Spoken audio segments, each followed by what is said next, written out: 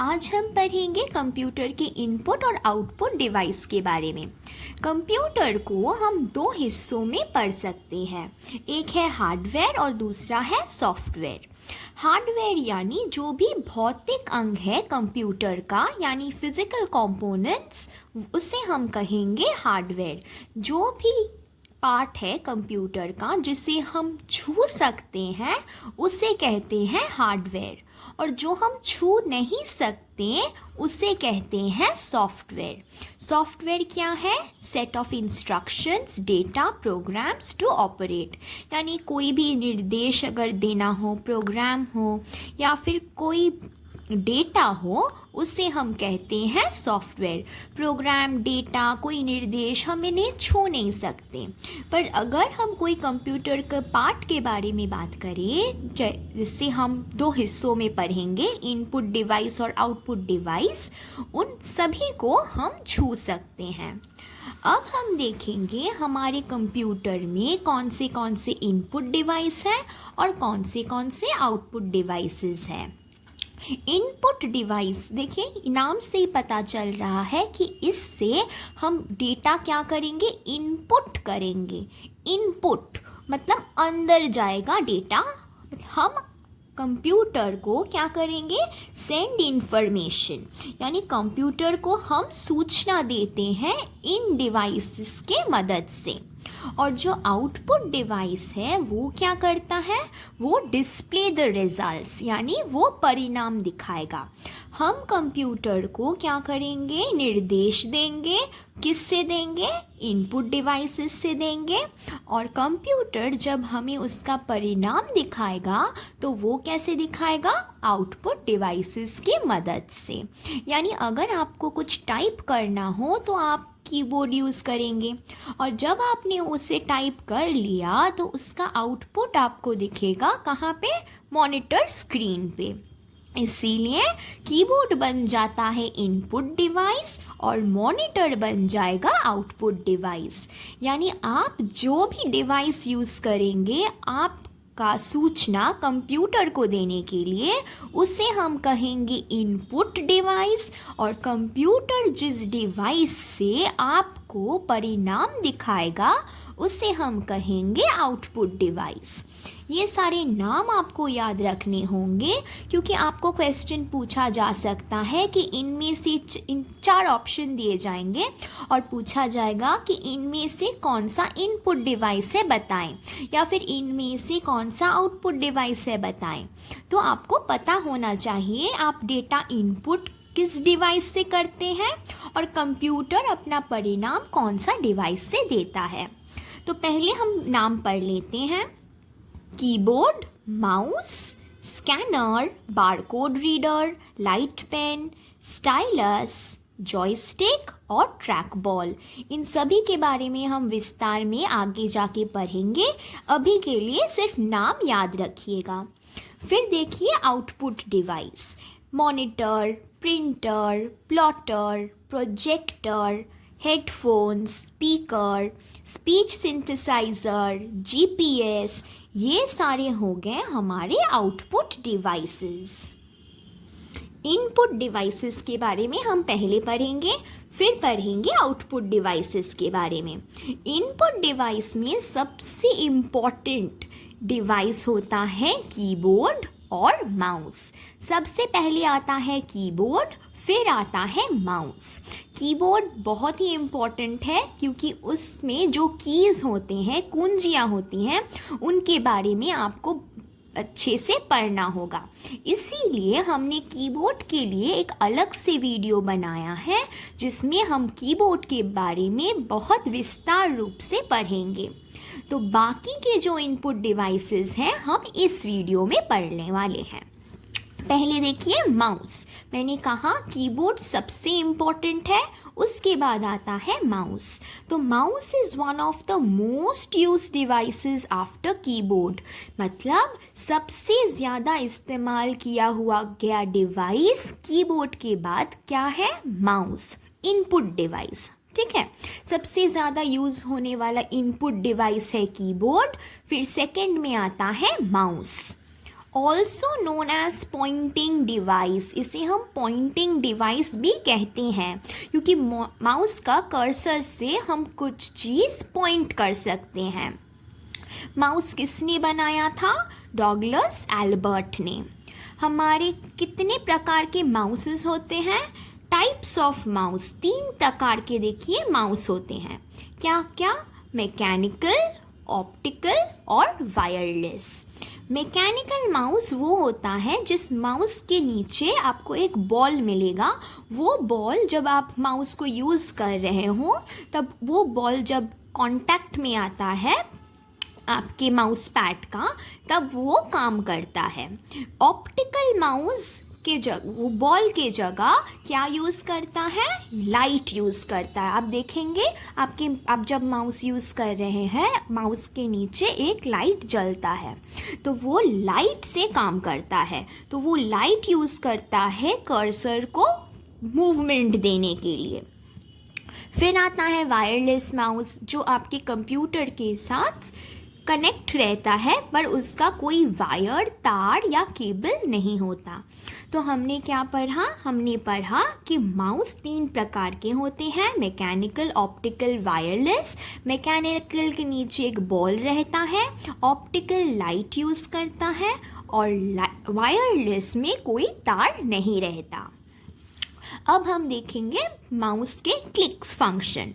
जब हम single click करते हैं तो हम कोई फाइल सिलेक्ट करते हैं। जब कोई फाइल सिलेक्ट करना हो, फाइल चुनना हो, तब हम क्या करेंगे? लेफ़्ट क्लिक, लेफ़्ट यानी बाएं क्लिक करेंगे, एक सिंगल क्लिक। पर अगर हम बाएं क्लिक 2 बार करें, डबल क्लिक करें, तब क्या होगा? वो फाइल खुल जाएगा। फाइल खोलने के लिए डबल क्लिक, पर अगर कोई फाइल को सिलेक्ट करना हो या चुनना हो तब सिंगल क्लिक। और राइट क्लिक हम तब करते हैं जब हमें देखना हो कि उस फाइल में प्रॉपर्टीज़ क्या है, यानी वो फाइल कितना स्पेस यूज़ करता है, उसका साइज़ कितना है। तो फाइल के बारे में अगर कोई जानकारी लेनी हो, कब वो फाइल बनाया गया था, वैसे कुछ जानकारी, तो हम क्या करेंगे? माउस में राइट क्लिक करेंगे। Moves faster than key arrows. की एरोज़ आपको मिलेंगे कहाँ? कीबोर्ड में। देखिएगा कीबोर्ड में एक जगह है जहाँ पे एरो है, ऊपर जाने का, दाहिने जाने का, बाएं जाने का, नीचे जाने का। तो अगर आप कोई बटन प्रेस करके कुछ अपना कर्सर को मूव करें तो उसमें टाइम लगता है, पर अगर आप एक माउस को लेके उसे मूवमेंट करें, अपना कर्सर को इधर उधर ले जाएं, तो वो जल्दी होगा। इसीलिए कह रहे हैं कि moves faster than key arrows. Cannot be use to enter text. आप माउस को लेकर, माउस की सुविधा से आप कोई टेक्स्ट कंप्यूटर में नहीं दे सकते। आप एरो मूवमेंट कर सकते हैं, सिलेक्ट कर सकते हैं, पर कोई भी टेक्स्ट आप नहीं दे सकते। फिर हम पढ़ेंगे स्कैनर के बारे में। स्कैनर देखिए 1 2 3 4 5 प्रकार के स्कैनर मिलते हैं। MICR, OMR, OCR, बारकोड और स्कैनर, ये प्लेन स्कैनर है।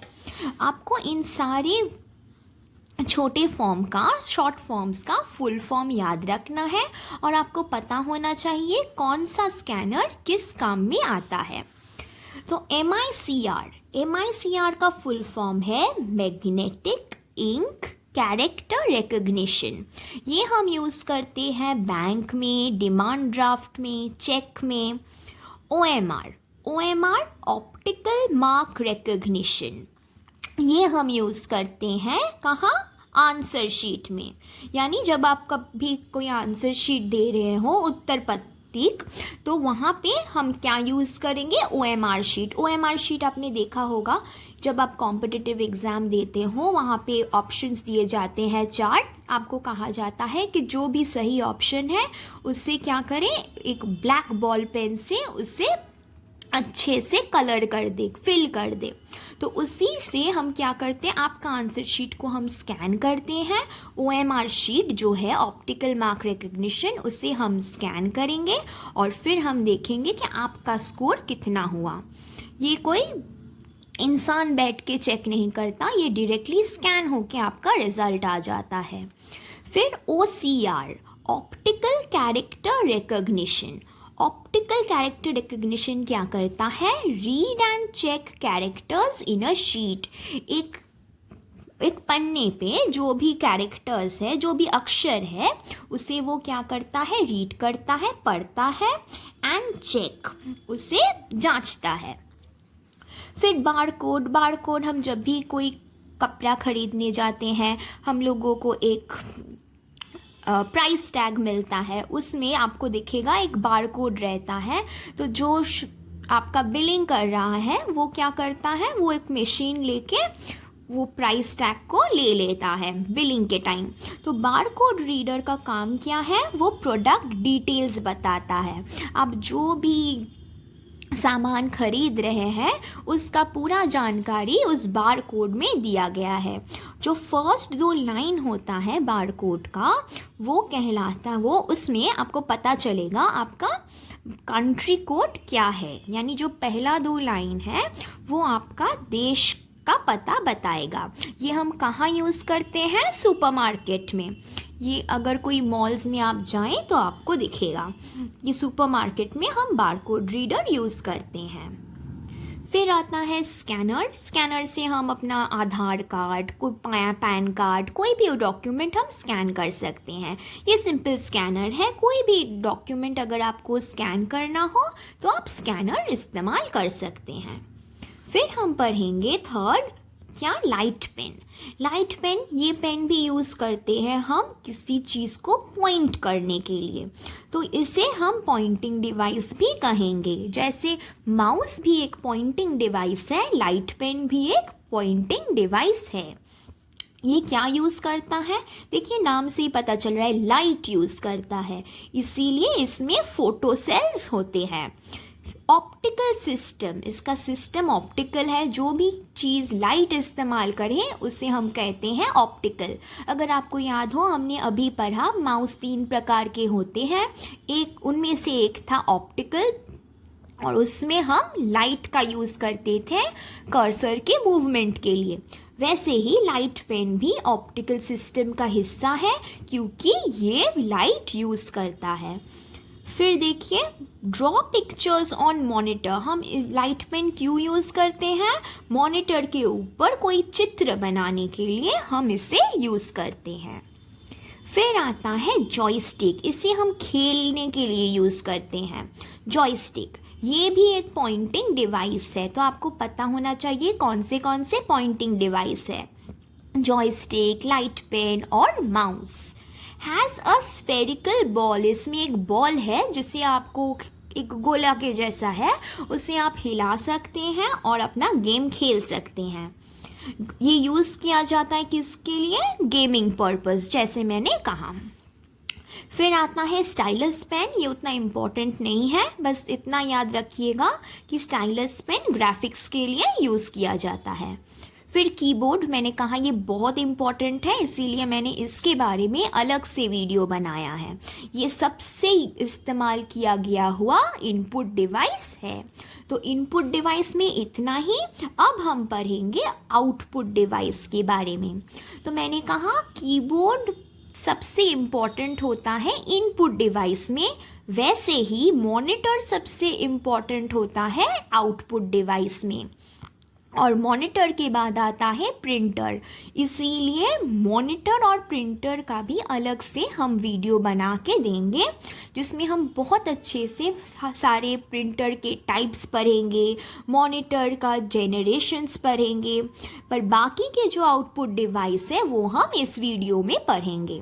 पहले हम पढ़ते हैं हेडफोन्स के बारे में। हेडफोन्स में जो हम गाना सुनते हैं, हेडफोन और माइक्रोफोन दोनों मिलाकर हम उसे कहते हैं हेडसेट, ये याद रखिएगा।